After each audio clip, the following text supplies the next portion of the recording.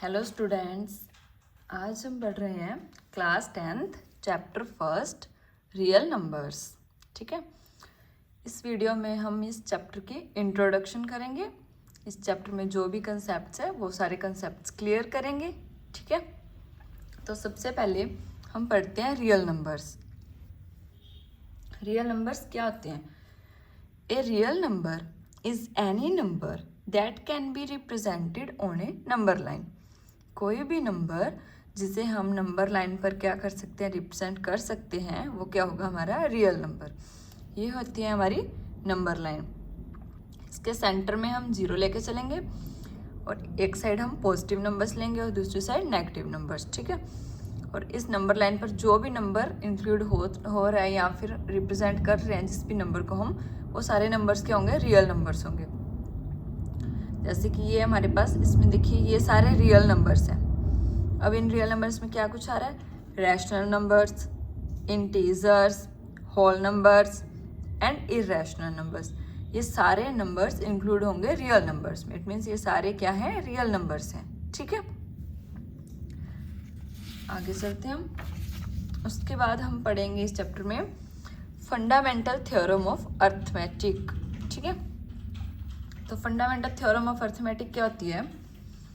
Every composite number can be expressed as product of primes. Fundamental theorem of arithmetic क्या बोलती है कि किसी भी कंपोजिट नंबर को हम किस तरह एक्सप्रेस कर सकते हैं उसके प्राइम्स के प्रोडक्ट में। ठीक है, उसकी वैल्यू की उसके इक्वल ही आएगी, उस नंबर की वैल्यू उसके प्राइम्स के प्रोडक्ट के इक्वल ही होगी। ठीक है, इस तरह उसको हम रिप्रेजेंट कर सकते हैं। तो ये कहती है फंडामेंटल थ्योरम ऑफ अर्थमेटिक। उसके लिए हम पहले ये भी बताना चाहिए प्राइम्स क्या होते हैं, प्राइम नंबर्स क्या होते हैं। तो प्राइम नंबर्स क्या होते हैं? A natural number greater than 1 that has only 2 factors 1 and itself. इसका क्या मतलब है? कोई भी नेचुरल नंबर जो क्या होना चाहिए हमारा? ग्रेटर देन 1 होना चाहिए और क्या होना चाहिए? उसके सिर्फ 2 ही फैक्टर होने चाहिए। 2 ही फैक्टर मतलब या तो वो खुद से डिविजिबल हो या फिर वो 1 से डिविजिबल हो, और किसी भी नंबर से वो डिविजिबल नहीं होगा, वही होगा हमारा प्राइम नंबर। अगर वो किसी और नंबर से डिविजिबल हो रहा है तो मतलब वो प्राइम नंबर नहीं है। प्राइम नंबर क्या होगा? जो 1 से डिविजिबल हो या वो खुद से डिविजिबल हो। इट मीन्स उसके सिर्फ 2 ही फैक्टर्स होंगे, 1 और एक वो खुद। ठीक है, तो वही नंबर हमारा होगा प्राइम नंबर।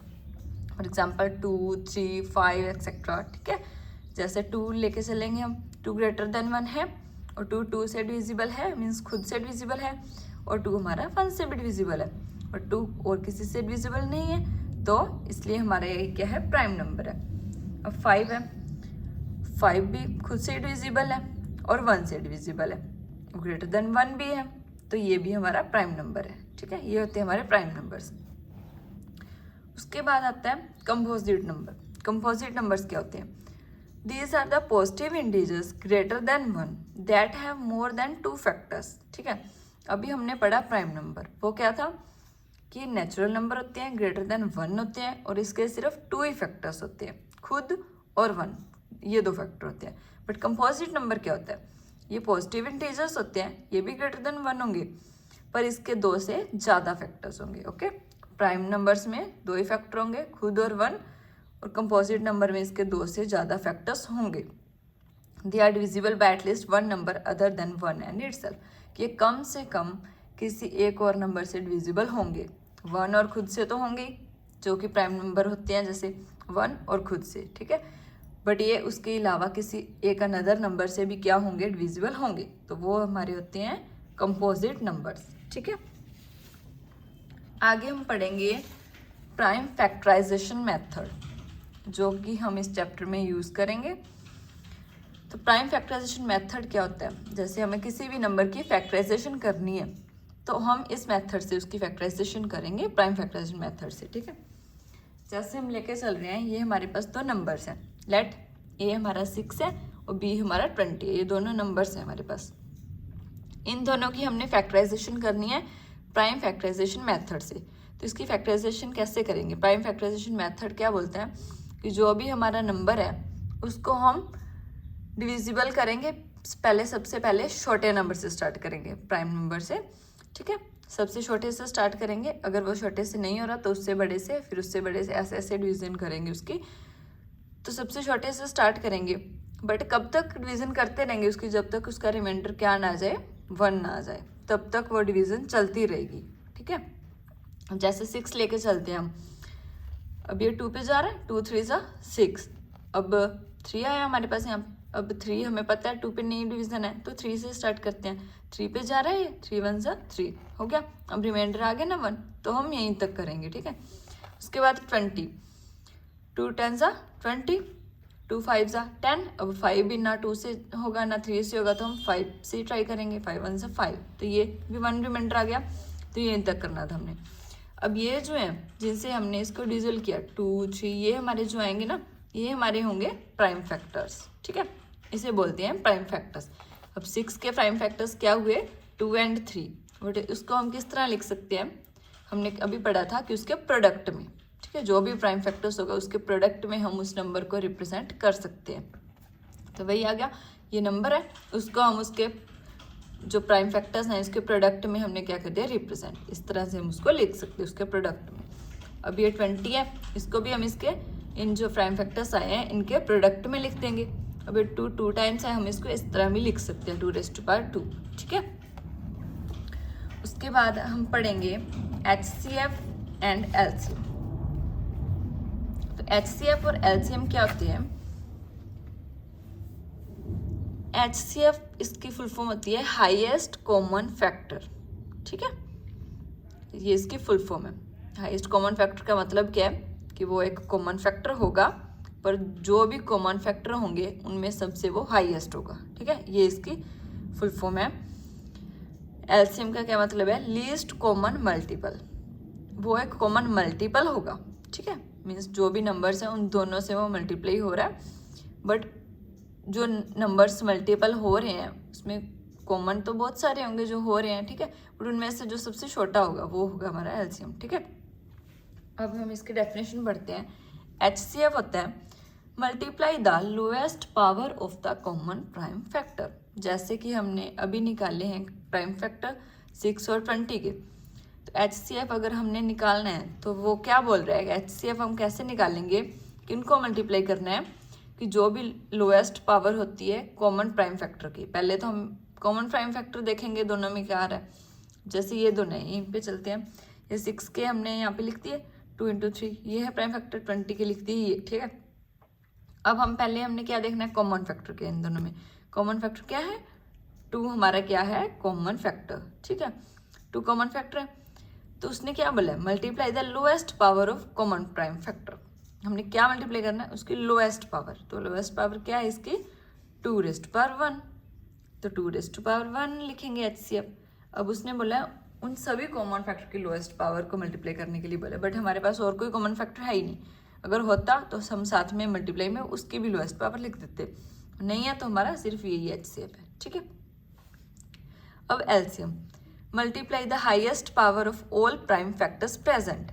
इसमें हमने कॉमन फैक्टर नहीं देखना, इसमें जो भी प्राइम फैक्टर्स है सभी को इन्वॉल्व करेंगे। ठीक है, सभी की मल्टीप्लाई करेंगे, पर उनके हाईएस्ट पावर की मल्टीप्लाई करेंगे, बस ये याद रखना है आपने। ठीक है, LCM है तो 2 तो हमने ले लिया, अब उसकी हमने बट क्या लेनी है, हाईएस्ट पावर लेनी है, तो 2⁻2 लेंगे हम। ठीक है, उसको फिर मल्टीप्लाई करेंगे 3 × 5। अगर यहाँ पे और भी नंबर्स होते हैं मल्टीप्लाई में तो वो भी आ जाते हैं। ठीक है, सारे नंबर्स को मल्टीप्लाई करना है उनकी हाईएस्ट पावर्स को। अब 3 और 5 की हाईएस्ट पावर तो हमारे पास 1 ही है, अगर साथ में मल्टीप्लाई में और भी पावर्स होती तो हम उसकी हाईएस्ट वाली लेते। ठीक है, तो अभी हमारे पास 3⁻1 और 5⁻1 ही हाईएस्ट है, तो हमने यही लिया।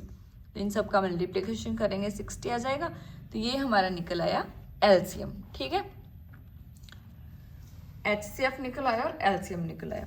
और एक चीज़, जैसे कि हम HCF और LCM निकाल लिया हमने, अब किसी भी 2 पॉजिटिव इंटीजर्स के लिए क्या होता है, for any 2 positive integers A and B, जो उन दोनों का प्रोडक्ट होता है A एंड B का प्रोडक्ट, वो किसके इक्वल होता है, A एंड B के LCM और A एंड B के HCF के प्रोडक्ट के इक्वल होता है। अभी जैसे निकाला है हमने HCF एंड LCM निकाला है। अभी ये 2 नंबर थे हमारे पास 6 और 20, तो ये क्या बोल रहा है, 6 और 20 की मल्टीप्लाई जो होगी ये आ रही है, वो किसके इक्वल होगी, 620 के एलसीएम और HCF की मल्टीप्लाई के। तो एलसीएम क्या आया था हमारा 60, HCF क्या आया था 2, तो इनको मल्टीप्लाई करके ये 120 आ रहा है, और जो हमारे नंबर्स हैं उनको मल्टीप्लाई करके 120 आ रहा है। तो ये दोनों क्या आ रहे हैं, इक्वल आ रहे हैं। तो ये प्रूव हो गया, ये पॉजिटिव इंटीजर्स हैं। अगर हमें कभी प्रूव भी करना हो कि ये नंबर्स पॉजिटिव इंटीजर्स हैं तो हम ये मेथड यूज कर सकते हैं, ठीक है।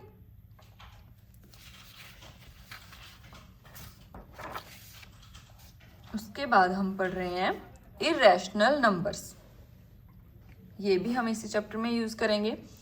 तो इरेशनल नंबर्स क्या होते हैं, real numbers that can not be expressed as a simple fraction P/Q where P and Q are integers and Q not equals to 0। तो ये क्या बोल रहा है कि जो भी रियल नंबर्स होते हैं ना उसको हम इस तरह से सिंपल फ्रैक्शन में एक्सप्रेस नहीं कर सकते, वो होते हैं इरेशनल नंबर्स। अगर हम उसको सिंपल फ्रैक्शन में एक्सप्रेस कर सकते हैं इट मीन्स वो हमारे इरेशनल नंबर्स नहीं हैं, ठीक है। इरेशनल नंबर्स क्या होते हैं, उसको हम सिंपल फ्रैक्शन में एक्सप्रेस नहीं कर सकते, और जो सिंपल फ्रैक्शन के नंबर हैं वो इंटीजर्स होंगे P एंड Q जो है नॉट इक्वल्स टू 0 होगा। इसके लिए हम एग्जांपल लेके चलते हैं, ठीक है। इससे आपको अच्छे तरह से क्लियर हो जाएगा कि इरेशनल नंबर्स क्या होते हैं और हम इसको कैसे प्रूव कर सकते हैं। जैसे अगर हमने प्रूव करना हो, ये एग्जांपल है, प्रूव दैट √3 इज इरेशनल। हमें प्रूव करना है कि ये इरेशनल है, तो हम इसको कैसे प्रूव करेंगे कि इरेशनल है। इसके लिए हम कॉन्ट्राडिक्शन मेथड लेके चलेंगे कि पहले हम एज्यूम कर लेंगे कि ये रैशनल है, ठीक है। Let us assume to the contrary that √3 is rational number. और अगर वो रैशनल नंबर है, तो इरेशनल नंबर हमारे क्या कहते हैं कि हम उस नंबर को एक्सप्रेस नहीं कर सकते सिंपल फ्रैक्शन में, बट अगर वो रैशनल है तो हम कर सकते हैं उसको सिंपल फ्रैक्शन में। तो हमने लेट किया था कि वो रैशनल है, एज्यूम करके चल रहे हैं रैशनल है, तो हमने उसको सिंपल फ्रैक्शन में एक्सप्रेस कर दिया कि हम √3 को A/B में एक्सप्रेस कर सकते हैं, और जहाँ A एंड B हमारे इंटीजर्स होंगे और B नॉट इक्वल्स टू 0 होगा, ठीक है। यही एज्यूम किया था हमने। अब हम एज्यूम करके चलेंगे कि A एंड B क्या है, को प्राइम्स है, ठीक है। अब √3 A/B ये एज्यूम कर लिया हमने। अब ये इधर डिवीजन में है तो इधर जाके मल्टीप्लाई हो जाएगा, ठीक है। B को उधर ले गए, B इंटू √3 हो गया इक्वल टू A आ गया, ये हमारा आ गया। अब हम कर रहे हैं इसको रीअरेंज करने के लिए हम दोनों साइड स्केयर करेंगे, स्केयरिंग ऑन बोथ साइड्स। तो हमें स्केयरिंग करने पर क्या मिलेगा, अब इस साइड अगर हमने स्केयर किया, ठीक है, तो ये रूट वाला तो स्केयर से कैंसिल हो जाएगा, इस साइड यही रहेगा, तो इसको हम B का स्केयर आ जाएगा, ठीक है। रूट कैंसिल हो गया तो 3 आ जाएगा सिर्फ, ठीक है। 3B² इक्वल्स टू A², ये इक्वेशन बन गई हमारी फर्स्ट इक्वेशन। तो अगर ये ऐसे लिखा हुआ है तो हमें पता है कि इधर अगर मल्टीप्लाई में हो कोई नंबर तो वो दूसरी साइड जाकर डिवीजन में जाता ही है, ठीक है। तो इस इक्वेशन से हम ये बोल सकते हैं कि जो A² है वो डिविजिबल है 3 से, क्योंकि 3 अगर इधर आएगा तो वो डिविजिबल है ना 3 से। तो इस इक्वेशन से हमें क्या पता चलता है कि A² जो है वो डिविजिबल बाय है 3। तो हमने इसी चैप्टर में एक थ्योरम है, वो थ्योरम कहती है कि अगर A² किसी नंबर से डिविजिबल है इट मीन्स A भी उस नंबर से डिविजिबल होगा, ठीक है। उस थ्योरम से हम ये बोल रहे हैं कि अगर A² 3 से डिविजिबल है तो A भी डिविजिबल होगा 3 से, ठीक है। Then A is divisible by 3। अब हमारा क्या आ रहा है, A equal to 3C for some integer C। ये भी हम लेट करके चलेंगे कि अगर A हमारा डिविजिबल है 3 से तो हम इसको इस तरह भी लिख सकते हैं को, ठीक है। 3 से तो डिविजिबल है ना, तो साथ में मल्टीप्लाई में उसको ऐसे लिख सकते हैं किसी नंबर को, वो नंबर कोई भी इंटीजर हो सकता है फॉर सम इंटीजर C, ठीक है। अब हमारी ये एक वैल्यू आ रही है A की 3C। अब इसको हम उस फर्स्ट इक्वेशन में रख देते हैं, A की जगह पर उस वैल्यू को पुट करेंगे। Put value of A equal to 3C in equation first. 3B² equal to A², ये इक्वेशन थी हमारी। ए की वैल्यू पुट करनी है, 3b² तो वैसे ही रहेगा इक्वल्स टू ए की जगह हमने क्या लिख दिया 3c, उसका स्क्वायर आ जाएगा। तो यहाँ से क्या आ रहा है 3b² इक्वल्स टू 3 का स्क्वायर 9 हो जाएगा, c का स्क्वायर c² हो जाएगा, 9c² हो गया। तो यहाँ से क्या आ रहा है हमारे पास b², ये कैंसिल हो जाएगा ना, 3 3 ज़ा 9, 3 बचा, b² इक्वल टू 3c², ये बचा हमारे पास, ये इक्वेशन आ गई हमारे पास। ठीक है, इससे हमें अब क्या पता चलता है, इस इक्वेशन से हम ये बोल सकते हैं ना कि ये उधर मल्टीप्लाई में है तो उधर जाके ये डिवीजन होगा। तो इससे हम क्या बोल सकते हैं कि जो b² है वो 3 से डिविजिबल है, क्योंकि उधर जाएगा तो डिवीजन में जाएगा ना। तो इससे हम ये इक्वेशन से बोल सकते हैं कि b² 3 से डिविजिबल है। तो वही थ्योरम हम दोबारा यूज़ करेंगे कि b² अगर डिविजिबल है 3 से तो b भी हमारा डिविजिबल होगा 3 से। ठीक है, वही सेम थ्योरम लेके चल रहे हैं, और a एंड b वहाँ पे क्या होंगे, a and b at least 3 as a common factor. This contradict the fact that a and b are coprimes. तो हमें क्या पता चल रहा है, अब फर्स्ट इक्वेशन जो हमारी निकली थी 3b² इक्वल टू a², उससे हमें ये पता चला कि a डिविजिबल बाय है 3, कि a² अगर डिविजिबल बाय 3 है तो a भी डिविजिबल है 3 से। अभी जो सेकंड इक्वेशन हमारी आई है b² इक्वल टू 3c², तो उससे भी हमें ये पता चल रहा है कि b² 3 से डिविजिबल है तो b भी 3 से डिविजिबल है। तो इन दोनों इक्वेशन से हमारे पास क्या आया कि a भी डिविजिबल है 3 से और b भी डिविजिबल है 3 से। बट हम लेके क्या गए थे, हमने एज्यूम किया था a एंड b हमारे को प्राइम्स हैं। ठीक है, तो को प्राइम्स क्या होते हैं, को प्राइम्स होते हैं जिनके वो किसी से अगर डिविजिबल नहीं है और किसी नंबर से खुद से, या फिर प्राइम फैक्टर्स जो होते हैं जैसे कि वो खुद से डिविजिबल होंगे या 1 से डिविजिबल होंगे, किसी और कॉमन फैक्टर से वो डिविजिबल नहीं होंगे। ठीक है, बट ये तो एक कॉमन नंबर से डिविजिबल हो रहे हैं, ए भी 3 से डिविजिबल हो रहा है और बी भी, इट मीन्स ये हमारी जो एजम्पशन थी वो गलत थी। ठीक है, वो को प्राइम्स नहीं है, को प्राइम्स नहीं है। तो ये जो हम लेट करके चले थे कि √3 क्या है, रैशनल है, इट मीन्स वो रैशनल नहीं है। तो क्या प्रूव होता है कि √3 हमारा क्या है, इररेशनल नंबर है।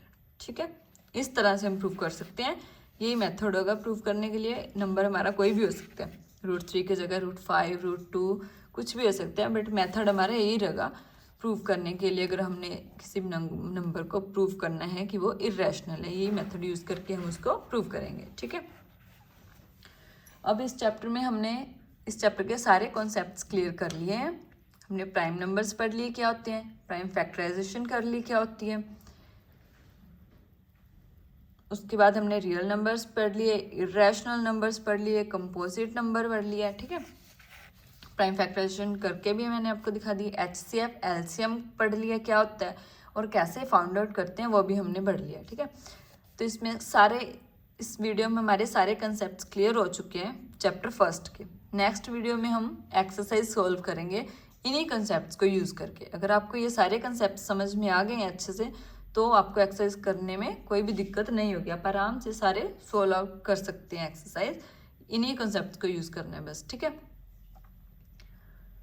तो अगर आपको किसी को भी कोई भी क्वेश्चन हो या आपको समझ में नहीं आया कुछ भी, तो आप मुझे मैसेज कर सकते हैं, कमेंट कर सकते हैं, या फिर मेरे इंस्टा हैंडल पर मुझे DM करके भी आप क्वेरी ले सकते हैं, डाउट क्लियर कर सकते हैं। ठीक है, मेरा इंस्टा हैंडल है MK CBSE tutorials. And thank you so much, मिलते हैं नेक्स्ट वीडियो में। नेक्स्ट वीडियो में हम एक्सरसाइज सोल्व करेंगे। ओके, तब तक के लिए बाय बाय।